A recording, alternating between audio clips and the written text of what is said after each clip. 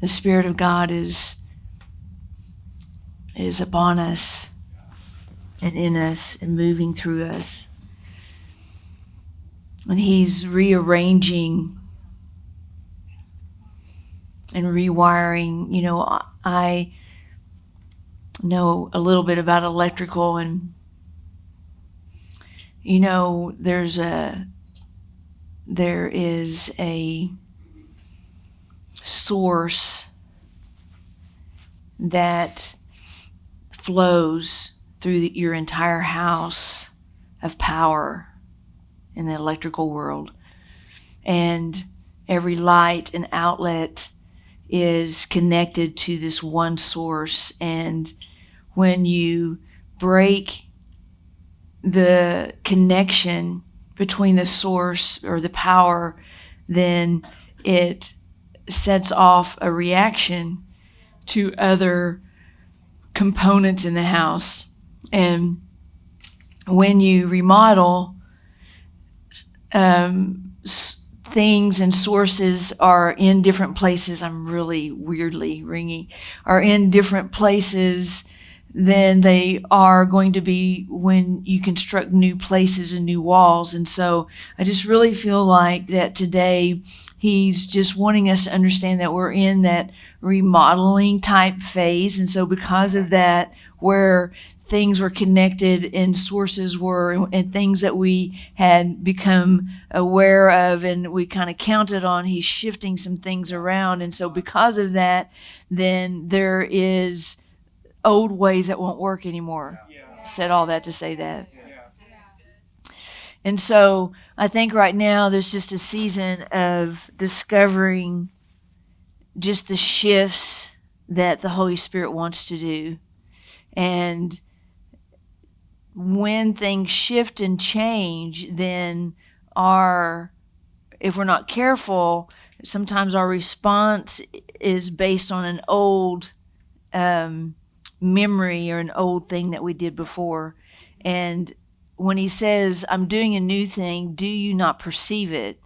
It is about our perception of it that tends to create what kind of momentum we have. Does that make sense? And so He's doing a new thing.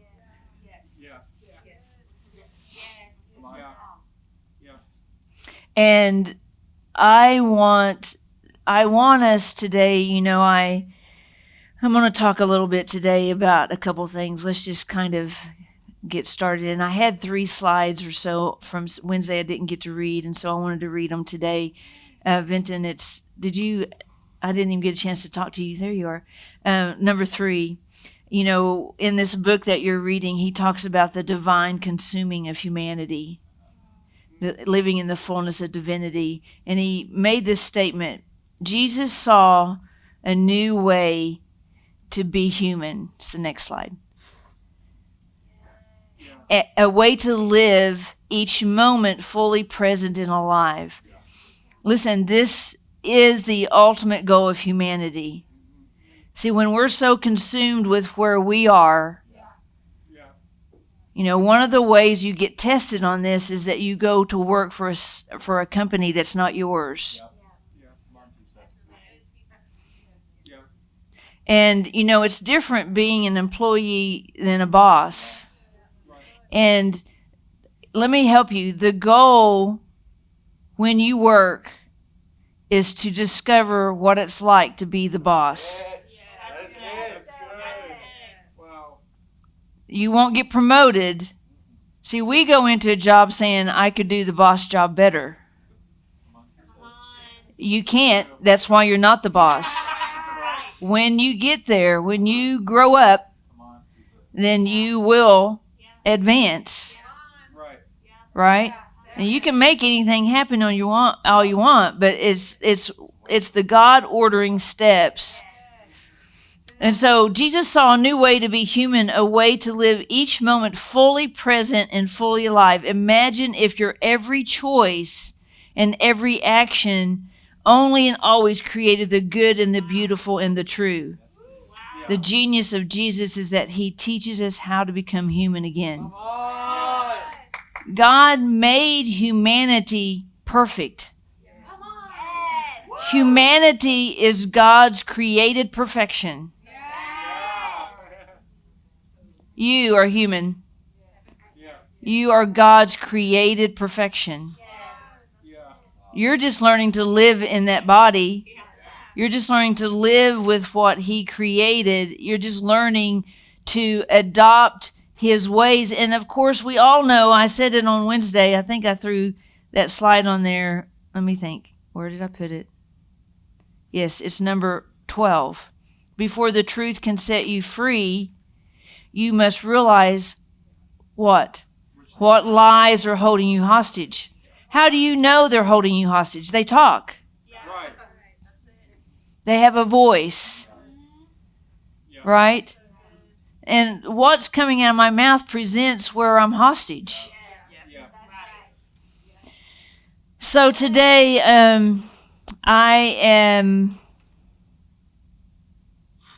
let's go to number 7. I wanted to talk today about a couple of things about our minds, okay? But let's read this. One of the most amazing gifts that God has given us is the human mind. How many know that? How many like your mind? How many are tormented in your mind? How many struggle in your head? Great, because we can't. Let's go back. Sorry, Vinton. Let's read that slide again. 12. Before the truth can set you free. I'm fixing to give you some truth. Okay? And so if I say, are you tormented in your mind, and you don't raise your hand and you are, then you didn't accept slide 12. Right? I'm trying to free you, but you have to admit what binds you. That's it. You know, I said on Wednesday, I can't change. Right? Can't be healed of what I won't admit. I mean, that was 20 years ago, 30 now. 30 years ago, Mark Sharona said you can't be healed of what you don't. Do we still believe that? So back to 7. One of the most amazing gifts that God has given us in the human mind, it's the human mind. The ability, learn, think, choose, reason. That's what that mind does.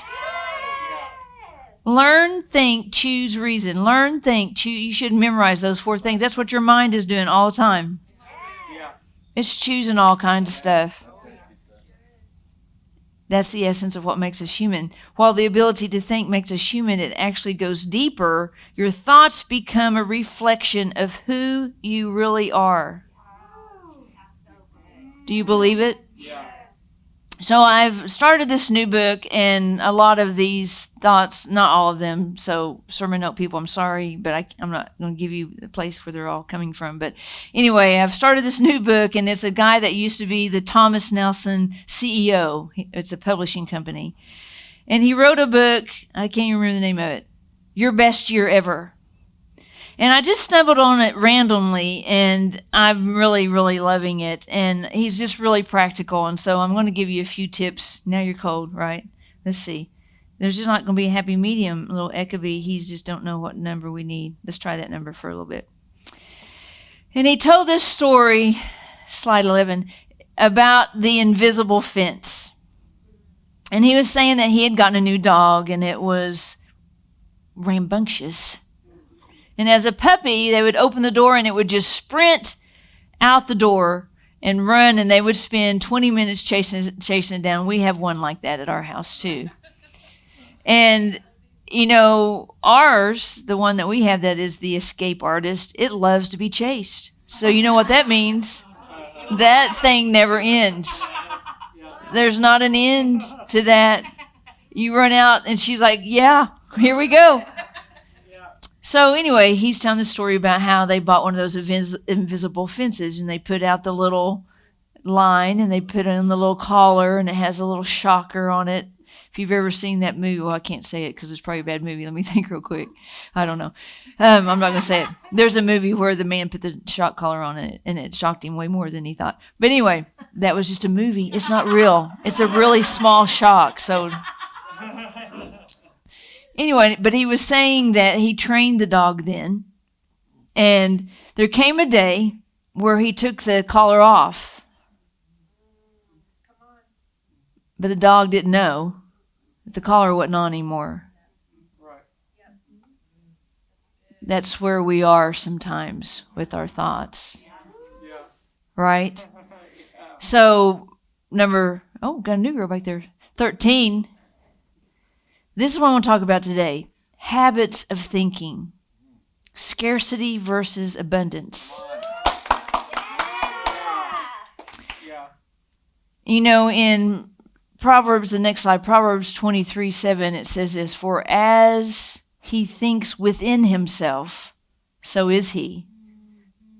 That's a beautiful thing, isn't it? All those things you're struggling with, if you would choose today to do this exercise and identify them alone, just identify them. What's their origin? We talked about it on Wednesday night some.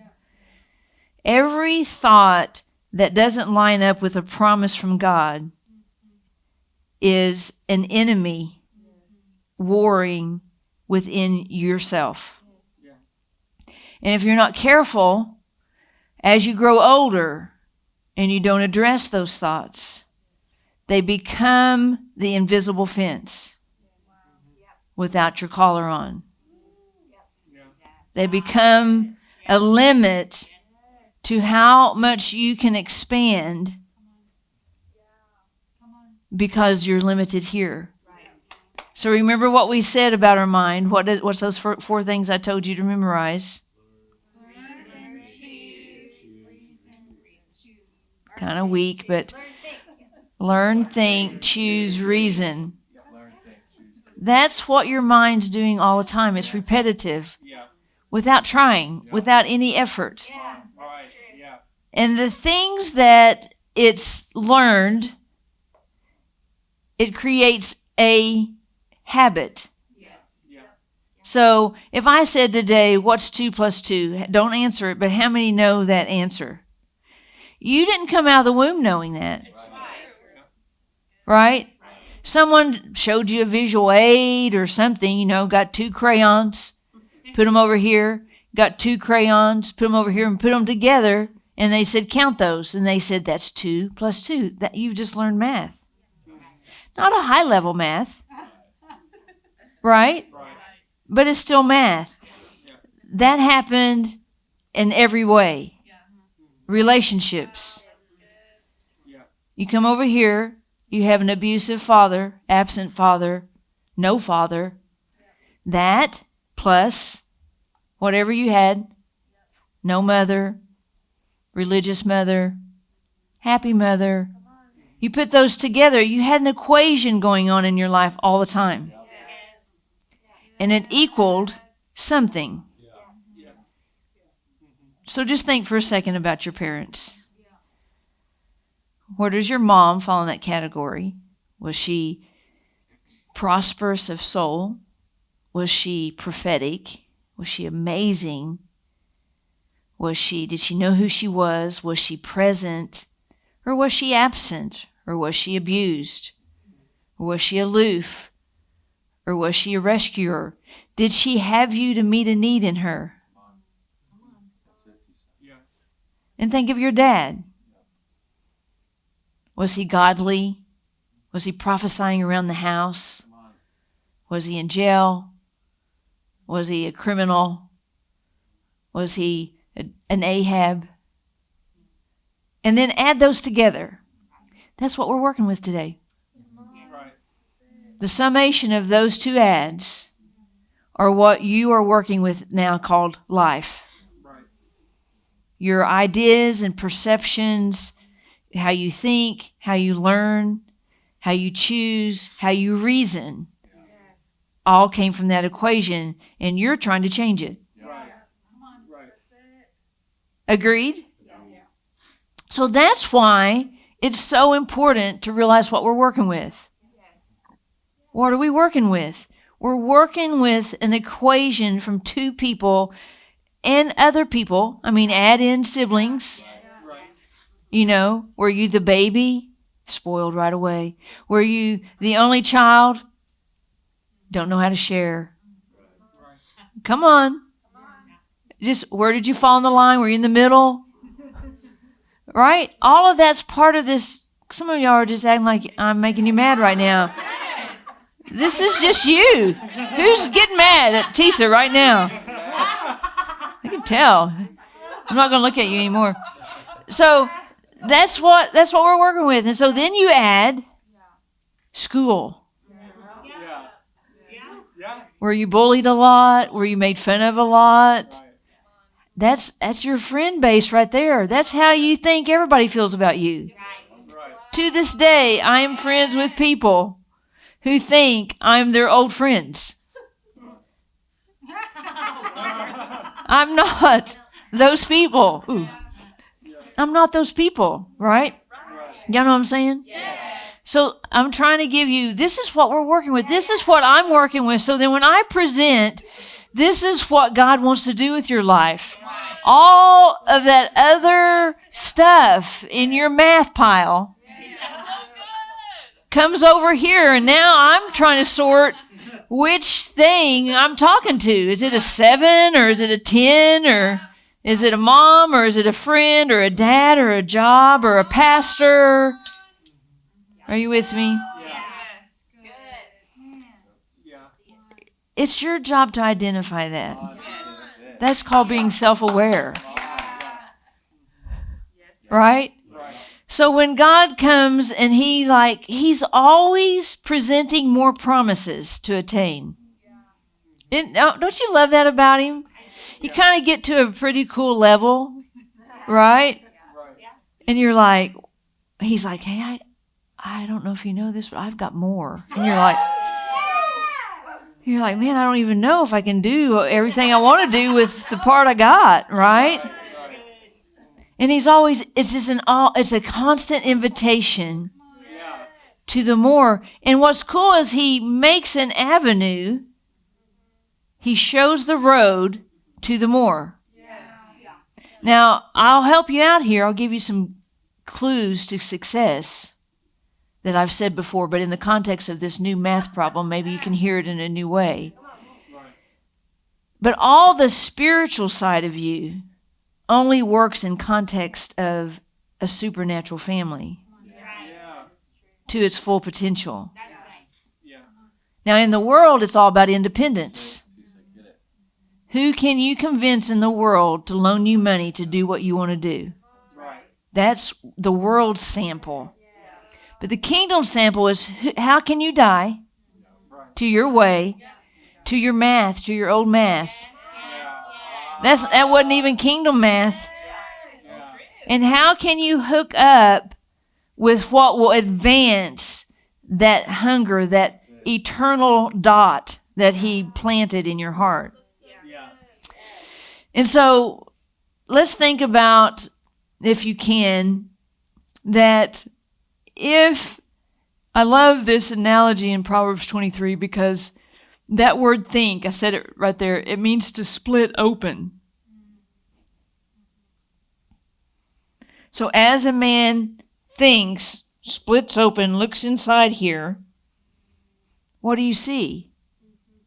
What you're saying, especially when nobody's watching, especially when you're tired, or your kids are puking every day and pooping their pants 24 times and your plumbing's broke. That's your character. How you're reacting to adversity. Everybody, when they got $1 million, feels good that day. Now, the next day is more trouble because you don't know where to spend it. But that first day, it feels like all your problems are over. That's how we know money is not the answer to anything. Because it just created another level of distress for this small pea brain I have of math equations. Right? That's why He lets us advance a little bit at a time. And He checks us at kindergarten level. He's kind of like a teacher. Are you really ready to advance? What do you learn in kindergarten? You learn to read. They don't whoop out the trigonometry book, right? They don't set down Shakespeare, right?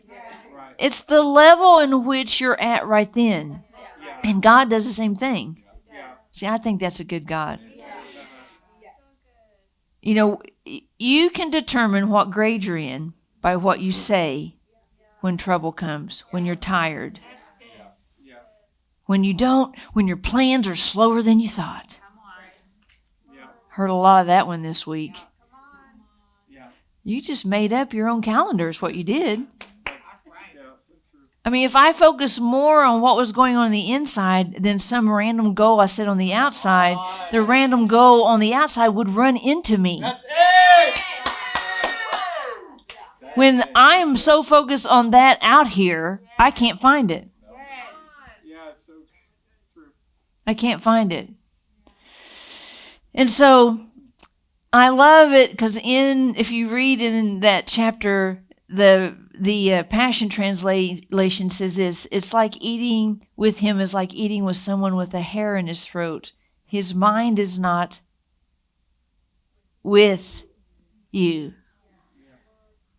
See, that's really what's happening, is that when God goes to interact with us, what I've got going on is so much more on my mind. Have you ever been to dinner? Don't raise your hand, Mendel. Have you ever been to dinner with people and all they are the whole time are on their phone? That's you. You got a hair in your throat. Can't eat. Your mind's not with you. They're not with you. See, this is a struggle point for a lot of people. You have to remember the whole reason that God wants humanity to interact is to love other humanity. Not to see how many goals you can accomplish or how many games you can play or how good you are, if you're a YouTuber or not. It's about loving people. It's about fellowship. We've got to learn to do better. That's one of the things we had a team meeting tonight. I really said we really need to learn how to fellowship better. We're trying to make plans to have more fellowship. Because why? We want people to feel like they have a place to come. I'm a pretty serious girl. I mean, his presence is important to me. I want to protect it, but I have a lot of fun. And I want us to learn to do both. I want us to learn to do both better. Right? So, I think that's a good scripture for us to think about while I'm talking today, okay? Just to make it legitimate. So, number 15, I'm going to talk about two things today: limiting beliefs and liberating truths. And again, I got some of this stuff from this really cool book, but he's talking about, let's do number 16. He was talking about that when Steve Jobs died, you know who he is, he had something to do with Apple. This is what his wife said about him. She said, "It's hard enough to see what is already there, to remove the many impediments to a clear view of reality. But Steve's gift was even greater. He saw clearly what was not there, what could be there, what had to be there. His mind was never a captive of reality. Quite the contrary, he imagined what reality lacked, and he set out to remedy it." Now, see, that I will propose to you, that's the call of all of our lives. So when I chose to surrender to God, then I saw something that reality didn't have, and that was a good grasp of who God really was. So I set out to teach people, and I thought to myself, if they really knew who God was, they wouldn't have one face at church and one face at home, which is the most idiotic thing in the world to me, because God sees everything. It doesn't even make any sense to me. Right? I mean, when you think about it, haven't you seen Christians who are different at home than they are at church? Anyone seen that at all? Anyone? Just 3 or 4 people? I've seen it a lot. And so I didn't think that was right. And I set out to say I wanted to live one life. I wanted to be the same if you saw me at the store, if you saw me at home, if I just got out of bed, if I was at church preaching, I wanted to be the same person.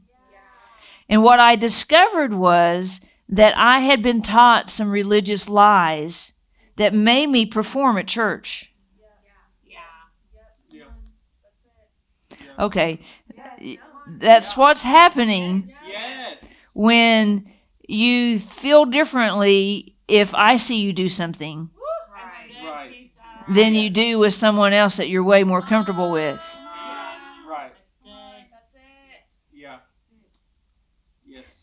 And see, all of that is a habit of thinking. All of that is in this human brain of yours.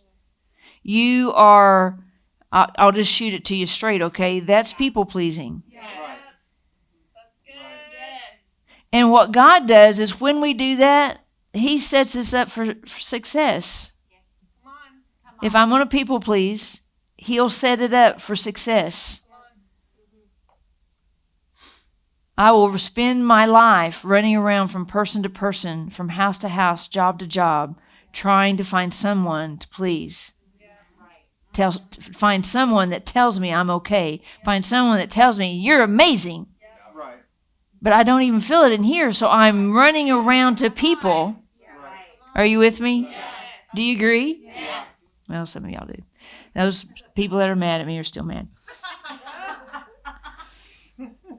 So I wanted to give you, he had a cool list that I really, really loved. I want to talk about it a little bit. He talked about scarcity thinking leads to failure, fear, and discontent. These are limiting beliefs. Yeah. The liberating truth of that is abundance thinking leads to success, joy, and fulfillment. So think about that for a minute.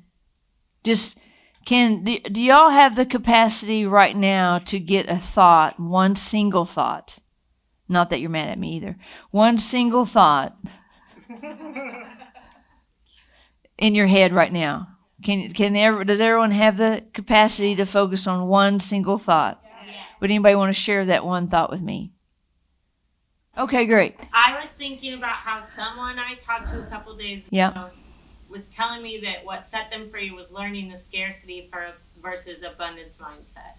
Nice. I was thinking Okay, and so when you think about that, you could see clearly, oh, well, the one just leads to failure, fear, and discontent, doesn't it?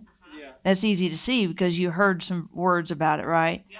So the exercise I'm trying to get you to discover is that if you'll take a thought, and yes, Cheryl, come up here, come on. No, I'm just kidding. It's good. It's good. You take a thought. That's right. And you actually measure it. Now, I'm not going to get to this today. I'm going to talk about it probably on Wednesday night. But he talked about backward and forward thinking. And he made this statement, you've got to complete the past. Is that the best statement you've ever heard? I don't know, but I'm telling you it's the best statement you've ever heard. You've got to complete it. See, what we do in religious circles, right?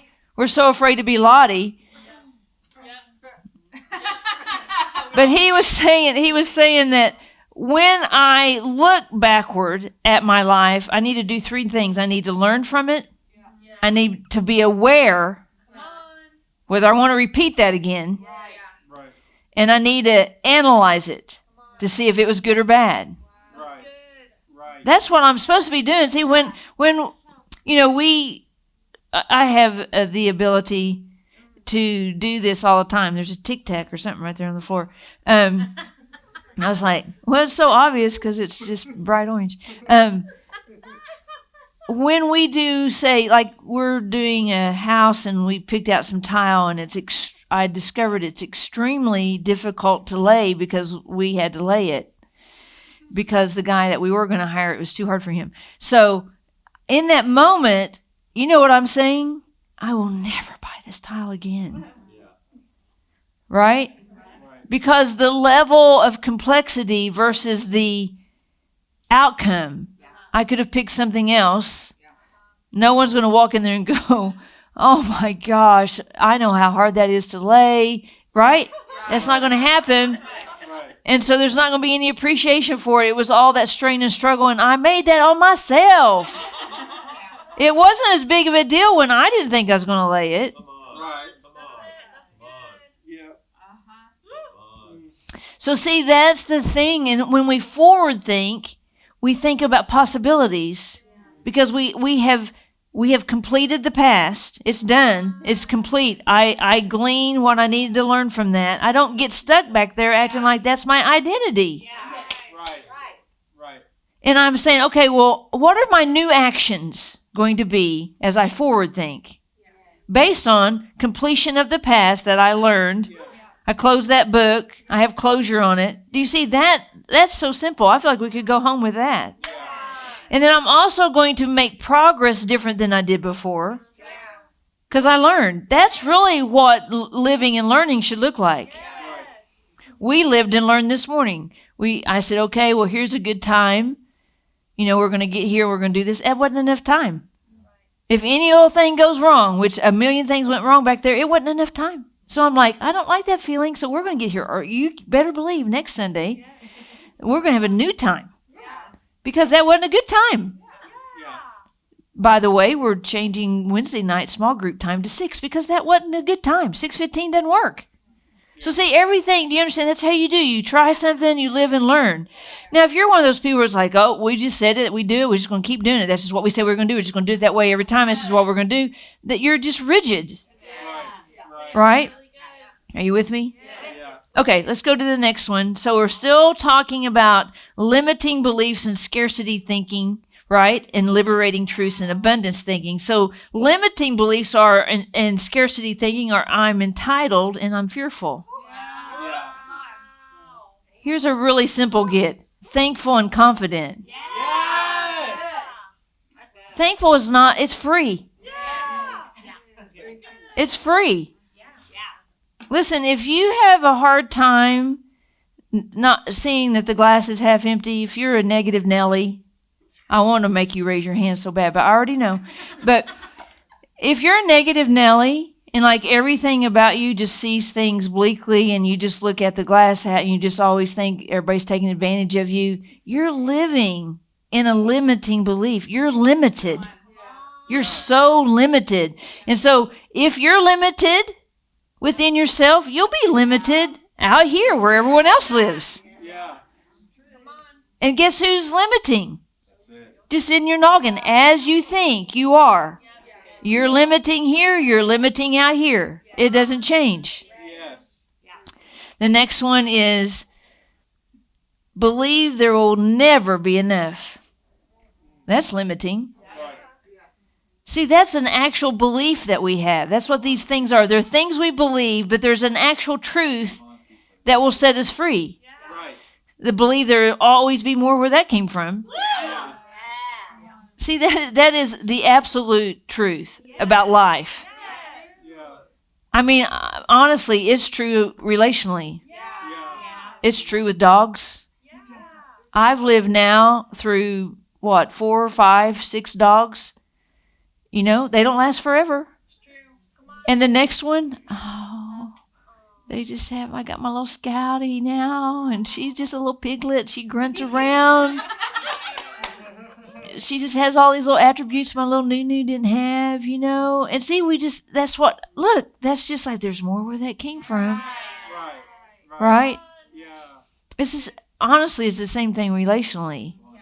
When we get rid of especially abusive relationships that didn't know who we were, that treated us as our worst self, spoke over us. A lot of times family members will remember how you used to be, and they want you to go back somewhere back there, get back here and be that little girl or boy you were when you were 5, and you're like, man, I don't even know that person. I wouldn't even know how to be that person. Right? And then you find new friends. Especially when you find kingdom friends and they're like, why are you thinking that about yourself? That's so weird. Like no one around here thinks that about you. It is, but you don't believe it.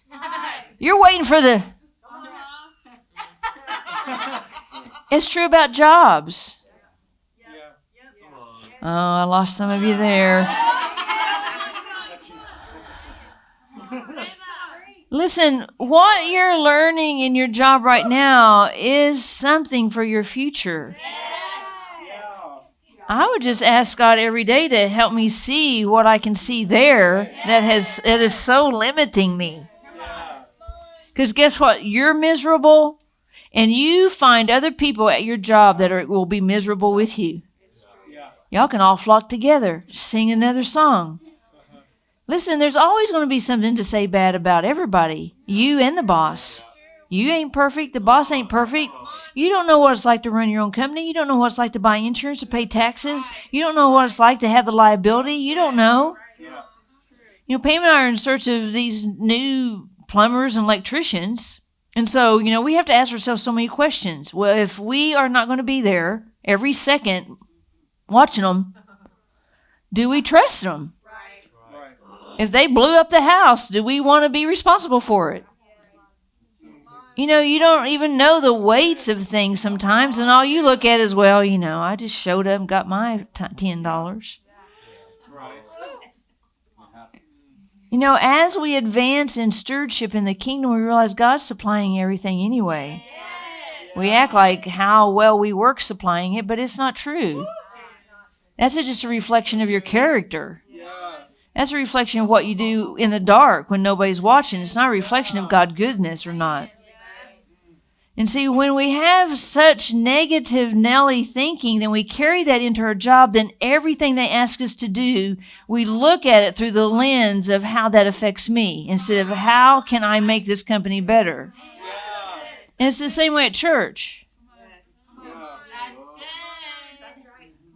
Until you get over that this is not just Teresa's gig, then you won't carry the weight that you were meant to carry to come here. You're not a consumer. Go to Walmart if you want to be a consumer. They got people working day and night to stock those shelves so you can just drive up outside and park your car and they can bring it out to your car. Mendel was telling me, I have to tell a funny story about, have y'all seen that show, what's it called, Cloud 9? Superstore. It's making fun of Walmart.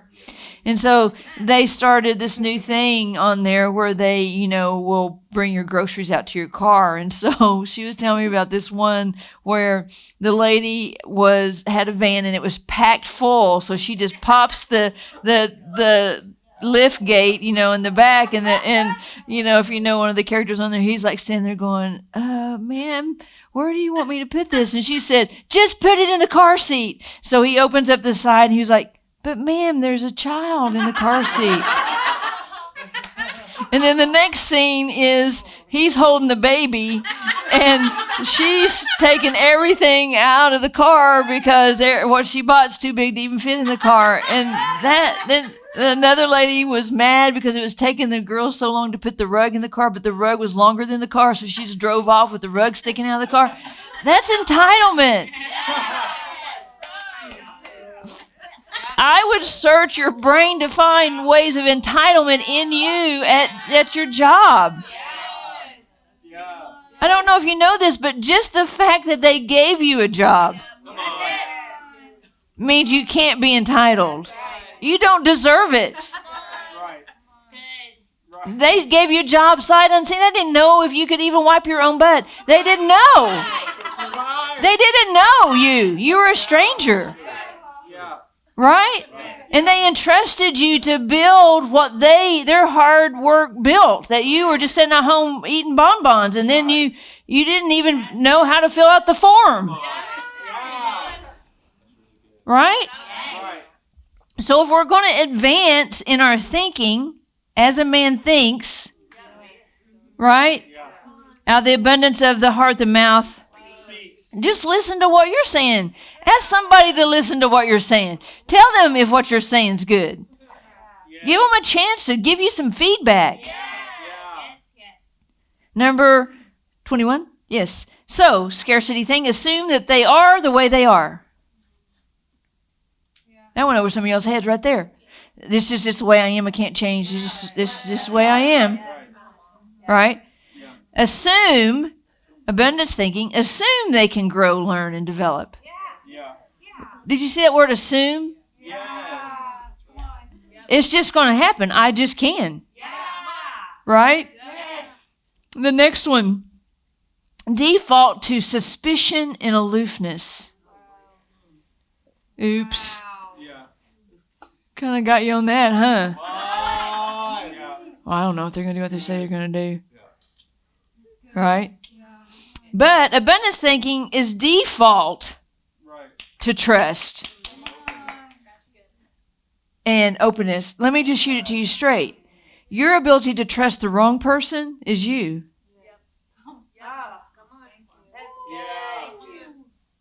That's you.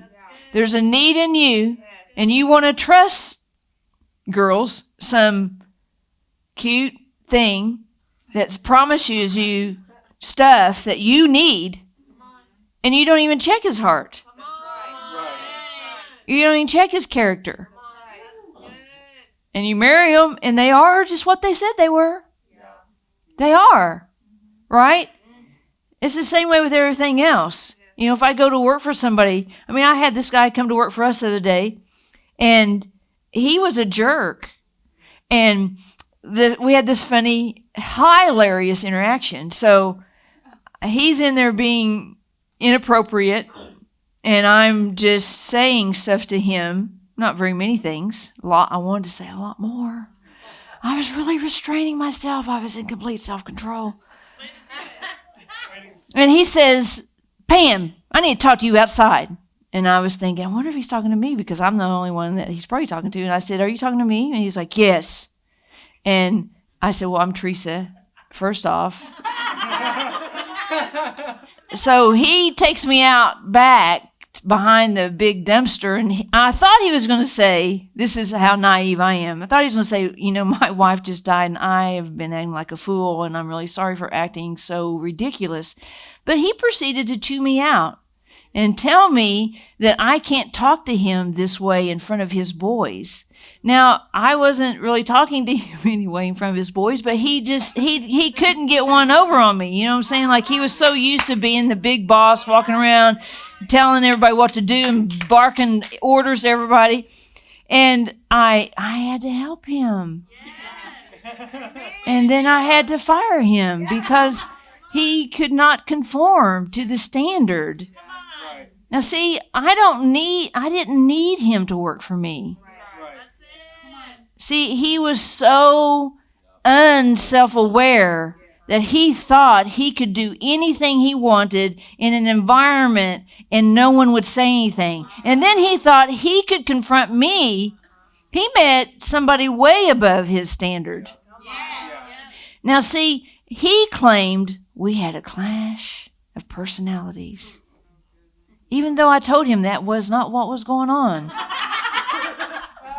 We were not having a clash of personalities because I'm the boss. Now, see, you got to know who you are. I mean, if I'd have gone out there and I'd been like, oh, right, yeah, you know, then he'd have been in there being a jerk to my girls even more, Google Island over them and all that. No, you're not doing that here. See, you got to know who you are. You got to have an abundance thinking. I know he's a dime a dozen. I know there's 10 other guys waiting to work for us. I don't need that. I need professionalism. They were there. They were there, so they were so excited. The next one, number 23. Scarcity thing. Resent competition, believing it makes the pie smaller and them weaker.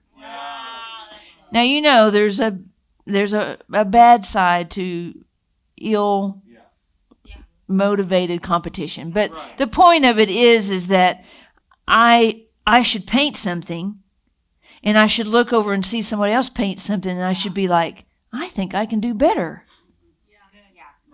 That's healthy competition. That's saying, hey, teach me what you did there, because I can't do that. Welcome competition. Believe it makes the pie bigger and them better. We're not good at this.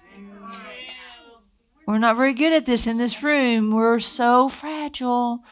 We're a little bit afraid that someone else might shine and that I don't get the shiny award. We are. I'm just helping y'all. Y'all are a little bit this way.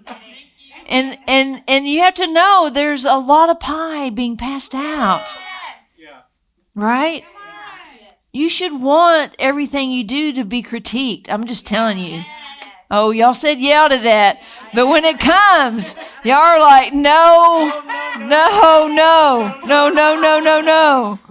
No, you should. You should say, man, I want someone to tell me. Like this morning, Lynn told me that tomorrow was prayer class.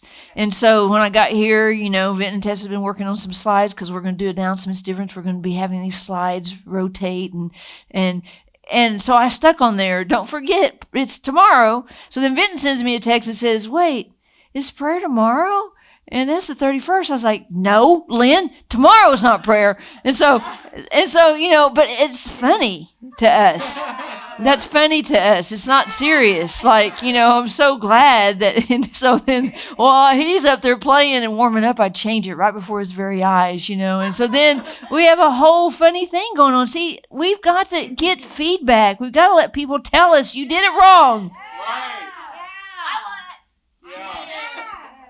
Yes.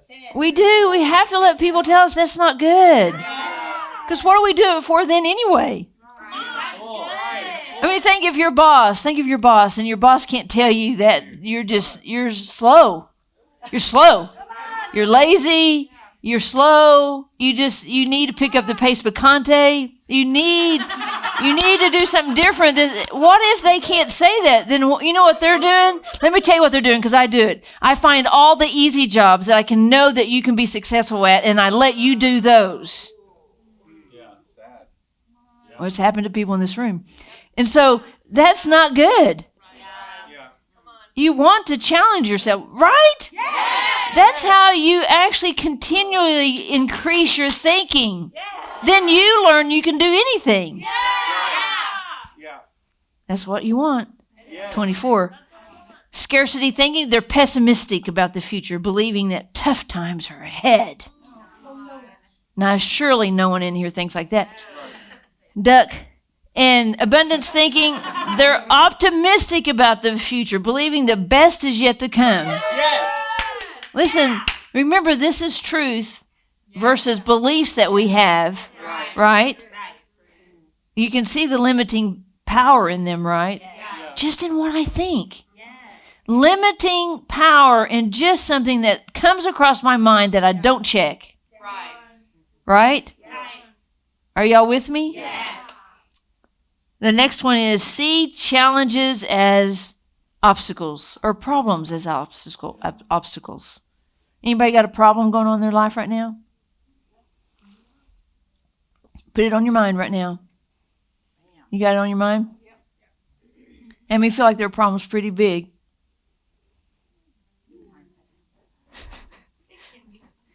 Remember, let's go back to that slide. What number was that? 12. There, thank you. Okay, put your problem on your mind. Has everybody got one on their mind? Don't have one? Bro's like, I don't even know what a problem is. I don't have one of those. Does everybody have one on their mind? Okay, right now, is your mind more thinking about that problem as, oh my gosh, it's going to be hard to fix it. It's going to be hard to repair it. It's going to be, I don't even know what to do with it. I've tried stuff, it hadn't worked. Or is it, I know this thing's going to work out. I mean, I know this is a test for me. I know I'm getting stronger with it. I know it's going to be amazing. I know I'm going to have a testimony. I'm going to tell my story. Which one are you got? So whichever one I have, whichever one I'm most thinking, my words line up with it to counteract how I'm feeling. They do. Your words line up with how you're feeling about it. But we're so good at what's that thing? Wednesday night, I couldn't think of that word. Those ways that we do. We are so good at behavior modification. See, I don't do that, so I don't know. We're so good at behavior modification. We don't even know we're doing behavior modification. We think we're being really positive. We think we're doing all these we do. And it's actually just really that we haven't completed the past. We haven't learned. Yeah. We haven't backward thought enough to learn what did we not want to repeat back there. Right? Yeah. So abundance thinking is we see challenges, opportunities. Opportunity for what? Have you changed your mind any about problems? Anybody? Whew, I feel like we could go home on that. Right? So now we're like, okay, this is an opportunity. You know, like if this happens and I run into that person, I wasn't going to run into that person any other way. Right? I'm going to think about this differently. Remember at the beginning of this, he's wanting his divinity to flow through humanity. So he's wanting humanity to see divinity in action in every situation. Right? If you'll do this, it's just so fun. It's so much funner doing this. Okay, the last one is we think small and avoid risk, scarcity thinking. We think big and embrace risk. Yeah. I don't know if you know this, but everything is risky if you're living. That's good. Yeah. It is. There's a level of risk just you being here. You didn't know what was going to happen today, right? I could have got mad and chewed you all out because I just have to do that every now and then. It was just risky coming here, right? Right? It's risky. You're like, well, I don't know. Is this doing anything for me? Is this good for me? Like, I don't know. Is this all this time we spend up here? I mean, we're up here for hours at a time. I mean, is it good? I mean, is it worth it? I mean, I could be watching something on TV right now, right? Everything's risky, you know, going to your job, starting a new business, you know, being anything in life, being in a relationship with somebody. It's all risky. We're all strangers, right? But see, the thing you have to remember is that God, he pays the path of his promises. He pays it, right? You know, interesting, a little analogy that they're tearing up the street in Cece and TT's neighborhood. And so right now, I was telling her that most of these streets have cement on the bottom, and they just pour asphalt on top of it. And I used to know a lady that owned an asphalt company, so she was telling me that they're processed because all asphalt is recyclable because it's just basic petroleum and junk and rocks. That's all it is. And then they just pour it hot, and they roll on it, but they have to have a good surface. Yeah. Have you ever seen asphalt pour just right on dirt? Well, as the dirt you just don't know it. As dirt shifts, the asphalt starts cracking and doing all these crazy. There's not a good surface there. I mean, I don't know for sure what's going on in their neighborhood, but let's just say there's cement on the surface. So what they do is they come in and they scrape off the recyclable asphalt and get down to the cement part. And the scraper doesn't scrape up the cement. Isn't that cool? Yeah. That's kind of like what's going on with our thinking. We have a foundation of heaven. That's our cement road. That's where you came from. And God said, hey, it's time for calling to come to earth. 50 years ago. I'm just kidding. We're the same age, so I can think. Are you 58? Yeah, we're the same age. 58 years ago is her time. And she's going to have a really rough childhood and rough first marriage and rough second. No, sorry. And she's going to have rough times, but this is her year, 2022. And I'm going to start infusing her with new creative ideas, and her husband's going to get on board with them. He's not going to be at the back of the cart sticking his heels in the ground or anything. I would say this if he was here. Because why? Because that's what risk is. She can either look back, she's got to complete the past and say, okay, all that's over. Those folks are dead and gone. It's over. And so now I've got all these creative ideas flowing, and so now I've just got to point my risker somewhere and achieve what my risker was meant to achieve. Because this is her year. And so I'm going to end tonight with just a couple more slides, okay? Is this tonight or today? It feels like nighttime. I didn't sleep very good, so I'm really sleepy. There's 3 kinds of limiting beliefs, and we'll talk more about this, okay, coming up. All right? Those 3 areas, the world, others, and yourselves. Think about it. It's not unlimited. Cool, huh? That should give you hope.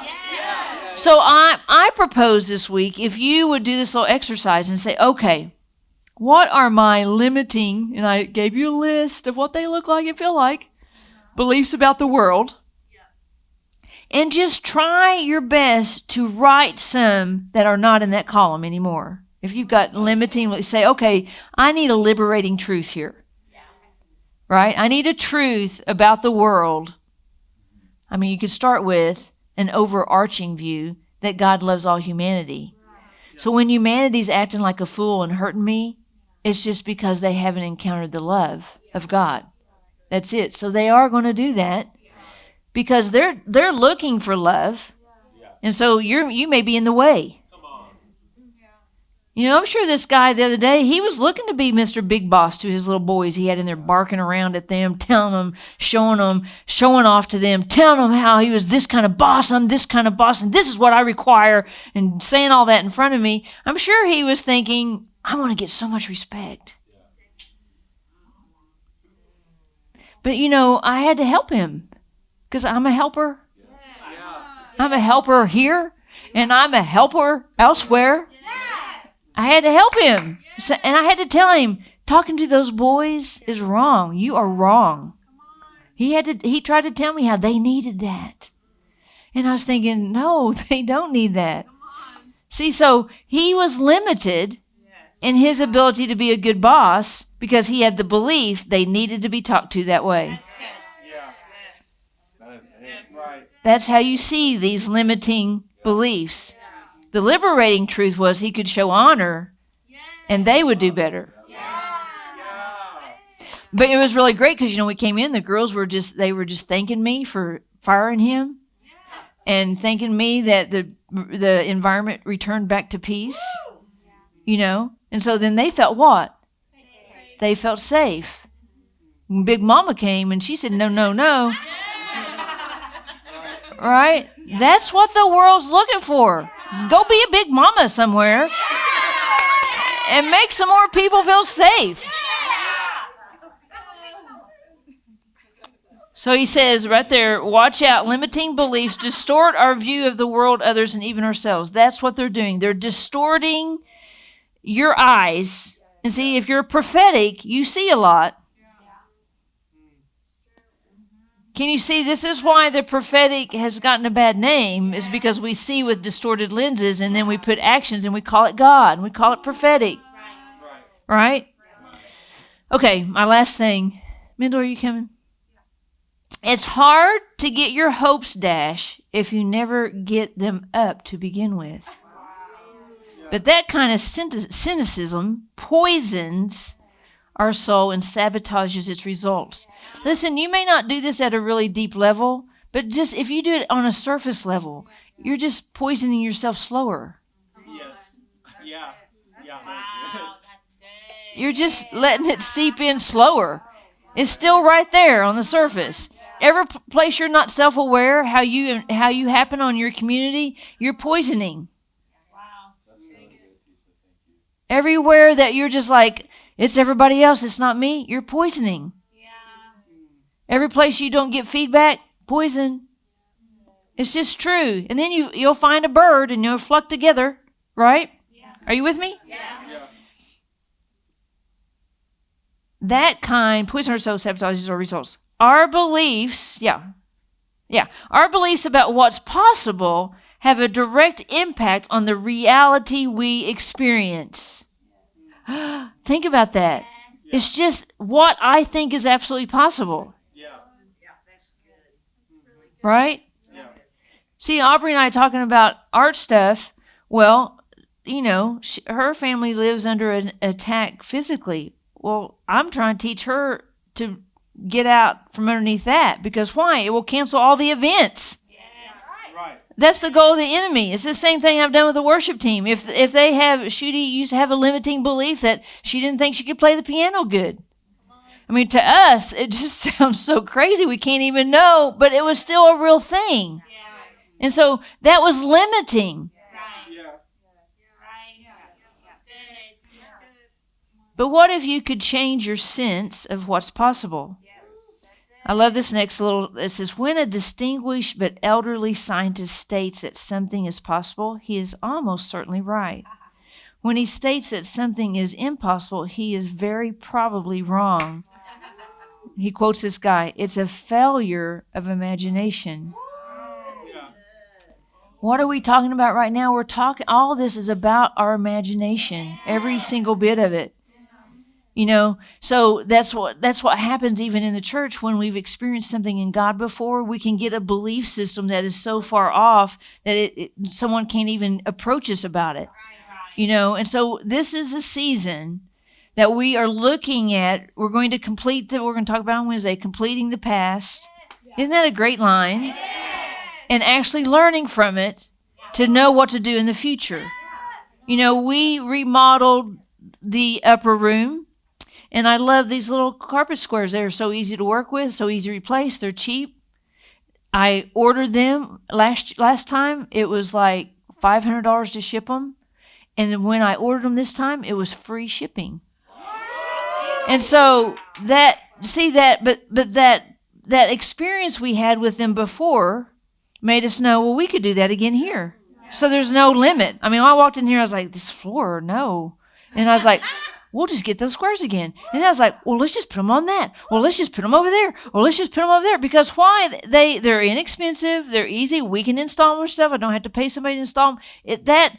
Every time you see something, so when I come here and there's a lot of flooring, I think of a simple solution. And that's what abundant thinking does in a simple way. It just looks at a situation and it says, hey, I learned from that before.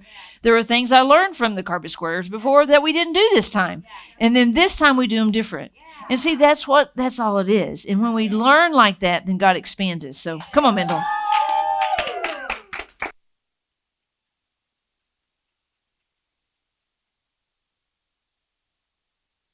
Thank you, Tisa.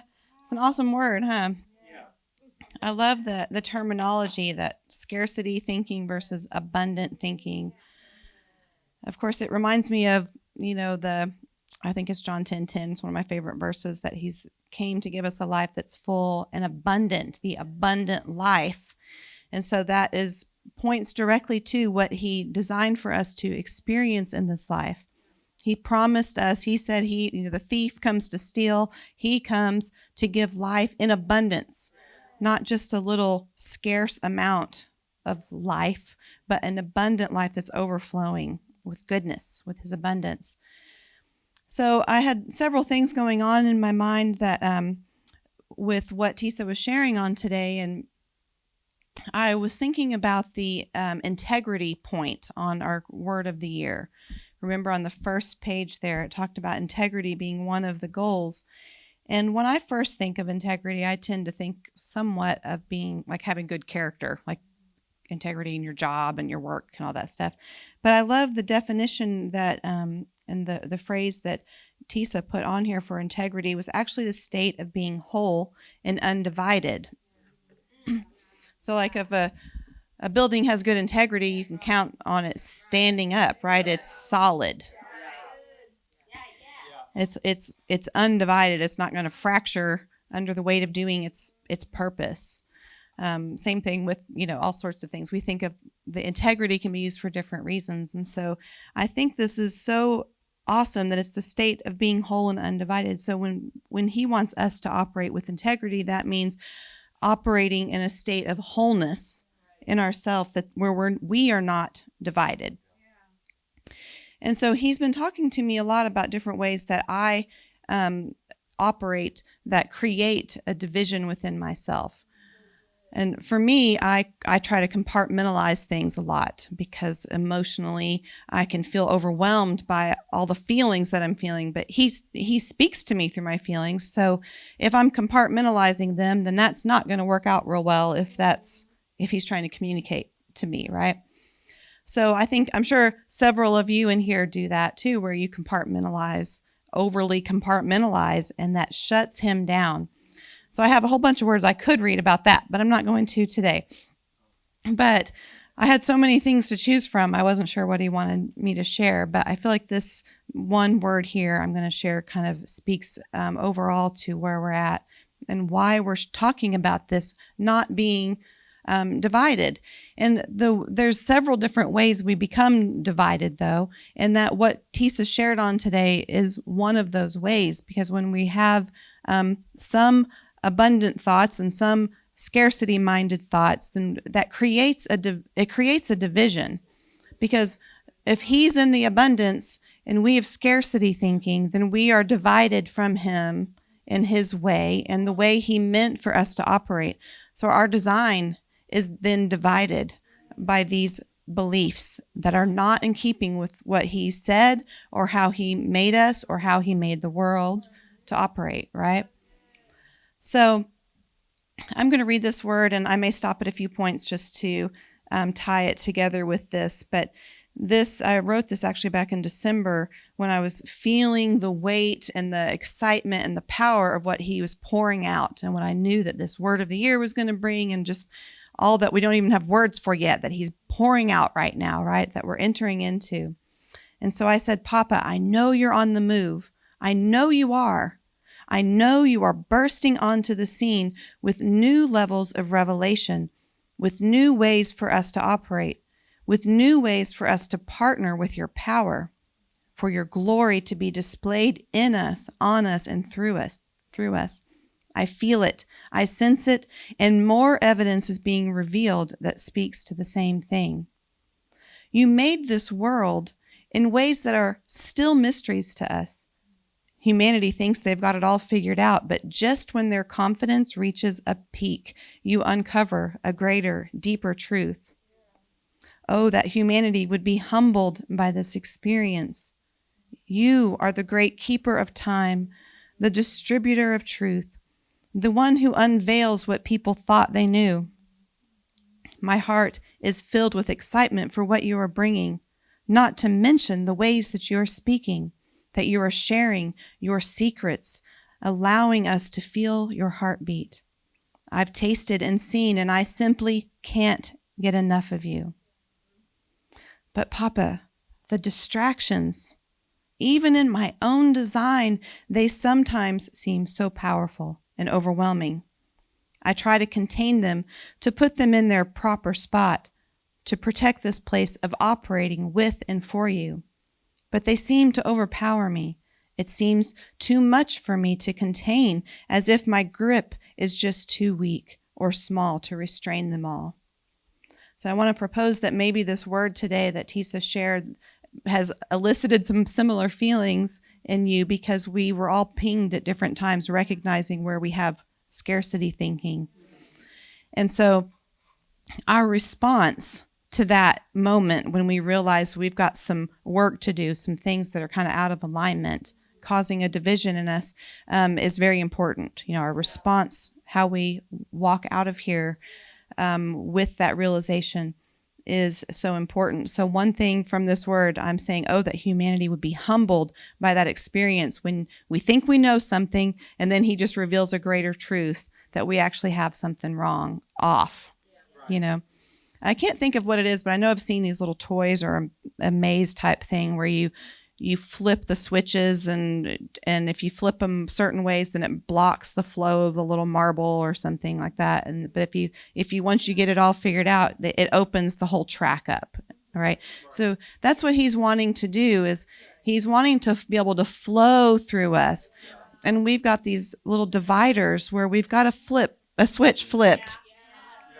And it just blocks the flow in that spot. And so we want to be excited about realizing that we have some things that are off, because he's going to help us flip them in the right way, which is what we want, right? So Papa responded and he said, daughter, son, you have learned a way of managing your inner world that is not in keeping with my design. You did so to survive, I know. Without me, it was the best you could do. And that's what all of this is. We just learned things, like Tisa said today. We learned things that we thought were going to be good.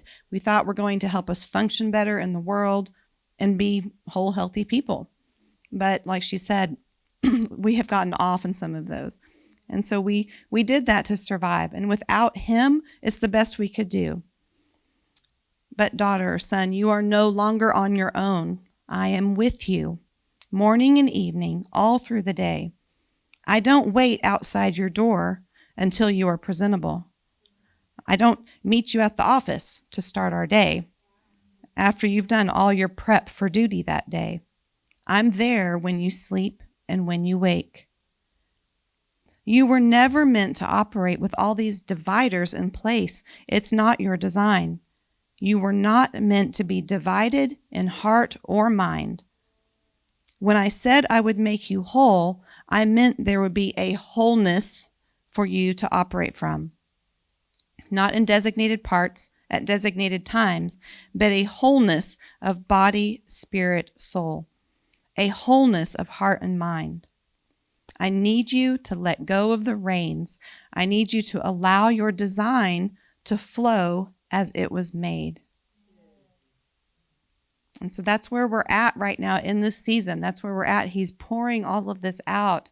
And he's saying, hey, you've got some dividers and I meant you were designed to be whole.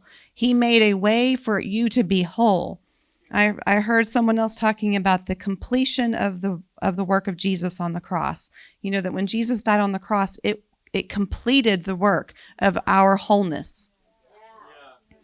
And so we're just shifting into that. I heard this person say that our spirit in that moment we received Jesus as our Lord and Savior was made instantly perfect.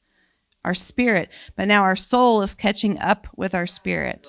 And so that's where we're making those little switches to align for the flow of the Spirit to operate as it was intended. And so let this be an encouragement to you to remember you are fully able, the way has been fully made for you to operate in wholeness. So he said, apply what you learned today of the natural realm to yourself. Now this was right around the time, excuse me, I was getting the quantum realm stuff that we shared from the Word of the Year, okay? So he said, if matter itself is not as constant and rigid as you thought, you remember that part of the word, right? Couldn't the same be true of you? What if I meant for your inner world to operate like your outer world, as I designed it? Wouldn't it be true that there are greater depths to you too? What if your emotions and thoughts were more fluid than you thought? And when I'm seeing this today, I'm thinking about these thoughts. When we build a way of operating and we have thoughts that were built out of survival, then they're rigid, and we will defend them out of this survival instinct. And we will refuse to switch gears. And like I believe Tisa said something about that, about being rigid. And we can't be rigid. We are meant to be corrected by his flow. When we're thinking because one way of thinking might work one day, and he might be on that, but the next day we might need to switch. And so remember how we have these and matter has all these different statistically probable ways of existing, right? We are meant to operate that way too. So our thoughts need to be moldable in any given moment. And so again, I feel like there's a permission there to say, don't be condemned if you recognize you're having one of these thoughts. You were meant to be easily moldable, to be easily switched. So just agree with me, partner with me, and we'll just switch you over to that other statistically possible way of you operating. So what if your thoughts and emotions were meant to travel more freely within you to have their perfect work? What if you began to see yourself not as a labyrinth of complexity with boxes and walls that seem like a maze, but more as an ever-changing design made by flowing colors, constantly flowing one into the other. Such colors make a beautiful display that's different every single day. And that's how I meant you to be. I need you to remove your hand that restricts my flow. Stop trying to manage yourself like you did in the days of old. You don't need to play sheriff. You don't need to direct the traffic. Allow me to mix your colors to determine their flow. Can you trust me with this? That's what he's asking us today. Can we say today, we trust you with this? I trust you with this. I'm going to let you change my operating system, change my beliefs and my thinking, because I can trust you with it, and there's no condemnation in it, and it's what you're doing right now. You're molding us according to the flow that you're pouring out. So he's asking you today, can you trust me with this? Trust me to manage what comes and goes. Remember the dream in the beginning of the year too about what we, some things from the past season where we need to leave behind and some things we need to take forward. And he wanted to talk to us about that. You've invited me in so you no longer have to do it alone. I don't need you to protect our connection even with this strict regulating that you've known. So I want to propose, I know this is what was speaking to me, that I used my own survival methods of operating, thoughts and beliefs. I just took those into my new design with him, and I tried to protect it with those same thoughts. I tried to protect and guard my connection with him with faulty beliefs that I learned in survival. And so even those things you think you're using for your connection with him, for your design, for your purpose, let go of the reins and let him speak to those areas. He doesn't need our protection in that way of this connection with him. It's been his intention all along to do this work in us. He said, let's try it. Let's see how it goes. I promise you'll find freedom and the peace that you seek when you allow this flow. So I just want to pray over you guys and just say, Papa, we just trust you today with this refinement of our belief systems, our operating systems. We thank you today for the promise of wholeness, that you made us to be able to operate with integrity, undivided in heart and mind, where our spirit and our soul operate in congruency with each other, where we're congruent and operating with the way you made us and congruent with what you are speaking and what you want to happen on any given day. So I just speak to our minds and to our hearts, and I say, let go of the reins. Make way for the King of Kings to come in right now to remodel and remake you in keeping with his flow today. So we say, we trust you, Papa. We trust you, Papa. I just release a new level of faith and trust over everybody in the room and hearing the sound of my voice. I just release an upgrade right now in our trust and our faith in him and an activation of that trust. So there'll be no delay. This isn't a time for us to think about trusting him. It's a time to decide, I trust you, and I'm going to let you mold me and make me. And so I just release also a confidence and a reassurance. The Holy Spirit is so good at comforting and giving us confidence if we ask him for it. So we thank you, Papa, for what you're doing. We thank you, Holy Spirit, for the way you're moving in us and through us, and we surrender to you in a whole new way today. We want minds that think abundantly, just like you promised and just like you operate in abundance. So we say yes to your abundance today. Yes, yes, yes, and amen to your abundance. And it's in your Son's name that we pray. Amen. Well, let's welcome Cheryl to come and take up offering. So good. Well, I think he's just so cool in the way that he made us. You know, the proof that abundance is possible is because in that our imagination never ends. Like, you can't stop imagination. It just gets directed to a different place. And so I just think I would just really encourage everybody to kind of switch your mindset, even that this is something that you have to attain, because we're made in his image and he is a generous God. And so we are by nature generous. And so we actually have to squelch that part of us to live in that scarcity mindset. And so it is what Christy is saying. If you will just let go of that scarcity place, I think you'll find that you naturally flow in a lot of generosity. And I know that's what he's called our house to. And so offering's just a great way to do that. We've got a lot of vision, and we're partnering our imagination with what he wants to do in this house in the future.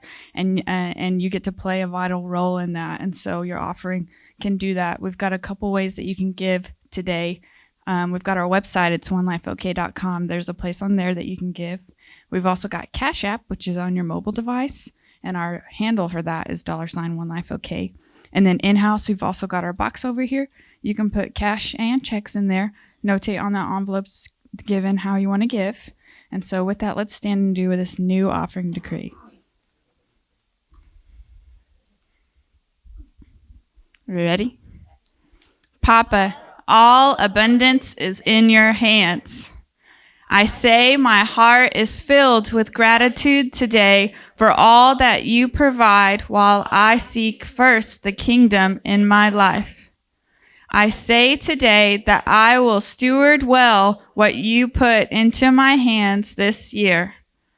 I will seek wisdom for the abundance you are pouring out into my hands this year.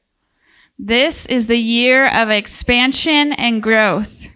So I speak to the north, south, east, and west and say, release what is the king's.